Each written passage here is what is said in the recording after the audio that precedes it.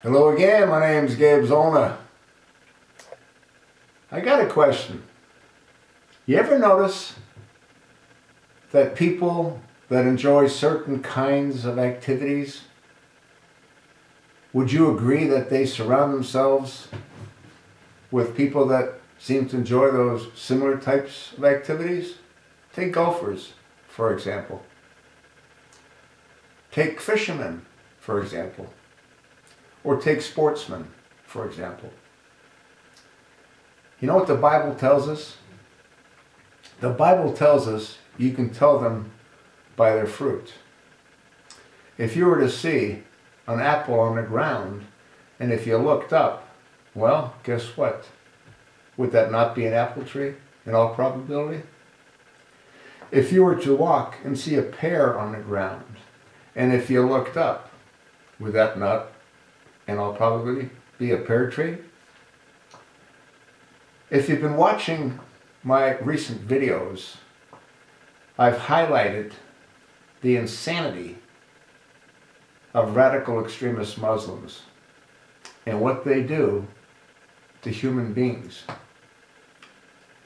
Now, if you take a look at Barack Hussein Obama, what has he done constantly?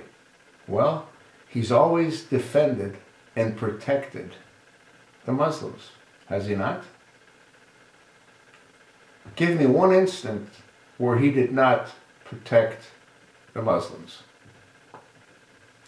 He even did his best to protect Major Nadal Hassan, the Fort Hood shooter. He denied what Major Nadal Hassan did as a terrorist act. He deemed it, with his dysfunctional criminal administration, as what? As workplace violence. How many key appointments has Obama made with radical extremist Muslims? I've made a number of videos naming them and identifying the key cabinet positions that they've been placed into.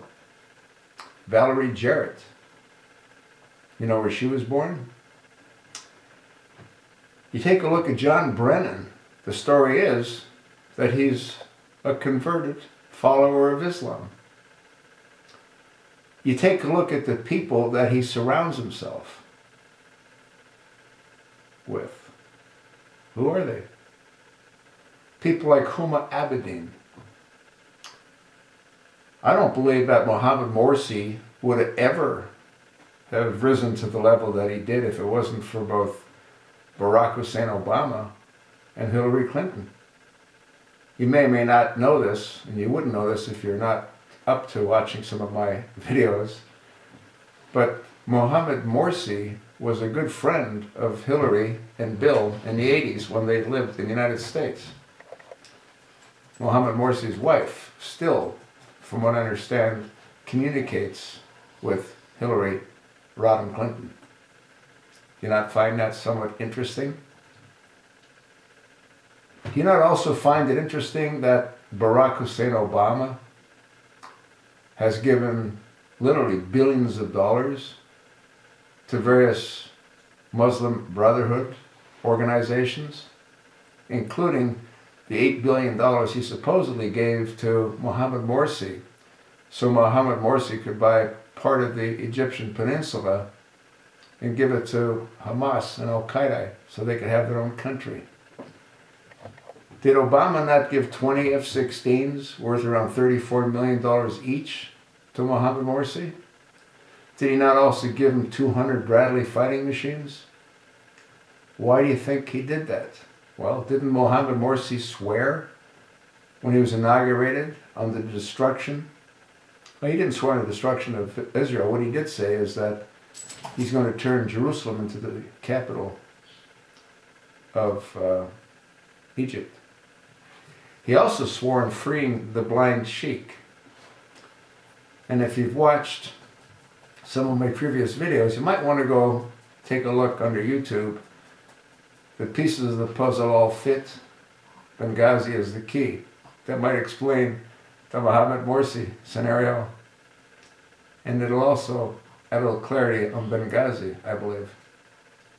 What was Benghazi? Well, it was a distribution point to do what? Well, to take the weapons that Obama captured and distribute them through his conduits. When Obama attacked Libya and he got rid of Gaddafi, there was a trove of weaponry. That weaponry is finding its way, or was finding its way, I still believe it is, through the facility and the annex in Benghazi into Turkey, and from Turkey into Syria and Afghanistan. You have any idea how many of our military have been wounded and killed by those weapons? You have to wonder the billions of rounds of hollow point ammunition that this administration's hoarded. Were they given to the rebel Syrian freedom fighters? I don't know. What I do know is you can tell a fruit when it falls from a tree as to what tree it fell from. Do you have any doubt that the resident of 1600 Pennsylvania Avenue is a Muslim? Do you have any doubt at all that he's a Muslim, a follower of Islam? The concern that you have to have is to what degree does he follow Islam? What do we know about Muslims? A great deal, unfortunately. That's all we ever talk about. One of the things that we know is 90% of them have gone off in one direction and about 10% have gone off in the other direction. Which direction has Obama gone off with? I don't know. But if I were a betting man, Obama's in the 10% group. You can always tell a tree by its fruit. You can always tell a Muslim by their actions. Problem is, you might find out too late if he's a 10%er or a 90%er. Where do you think Obama is? A 10%er or a 90%er? Do you agree with what the Bible says? You can tell by its fruit?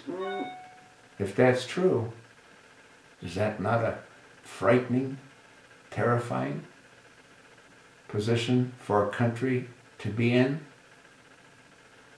when one of them, the 10%ers, resides at 1600 Pennsylvania Avenue? I told you what I think. Let me know what you think.